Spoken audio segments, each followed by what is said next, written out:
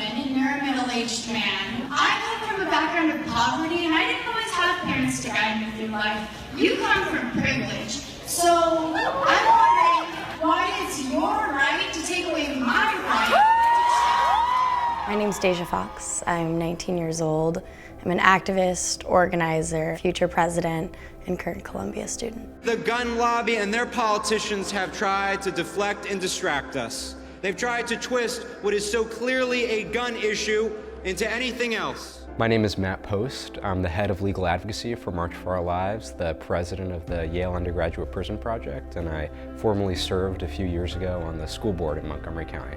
My name is Chelsea Miller. I am an activist, a social entrepreneur, and influencer. My brand and nonprofit organization is Women Everywhere Believe, We Believe for short. We Believe is a nonprofit organization dedicated to women's empowerment. We target at-risk women and we try to equip them with the tools they need to positively change their lives and the lives of those around them. I think the first moment when I really took action was when I was 15. I had been homeless for the very first time. I was not elected back to student council, didn't make it on the volleyball team, and was looking for a leadership outlet. And that's when a Planned Parenthood organizer found me, and that was the turning point. I want to tell you a little bit about my Planned Parenthood story. I'm both a patient and an advocate. At just 15, I borrowed my boyfriend's car, drove 45 minutes to the nearest Planned Parenthood with no insurance, no parents in my life, and no money. But I had the determination to take control of my reproductive health and of my future. My first memory in general was going around with my mom and collecting petitions to build a speed bump on our road outside our house. So I grew up believing that if you got people together, if you built the grassroots mobilization, you could create change in your community. When I was about 12 or 13, my mom actually turned the second story of our two-family house into a group home for young girls. For me, that was my first aha moment in the sense of there's so much work to be done and we need to be a part of that healing process for each other. My advice on how to get started in this work is always the same, and it's to start personal.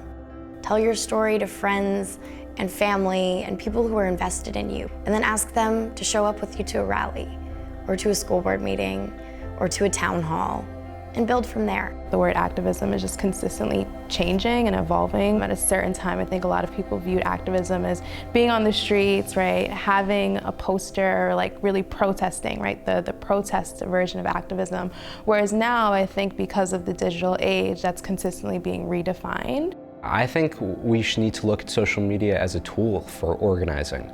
It is incredibly useful for letting people know about community meetings or hearings or getting people together, informing people about the issues. The way that I really encourage people to take that next tangible step, going from digital to tangible, is with call to actions, whether it's a swipe up or a link to call your representative. It's really important that as young people to understand that literally the world is yours. The baton has been handed to us. And I believe that the change that we've been looking for will come from us.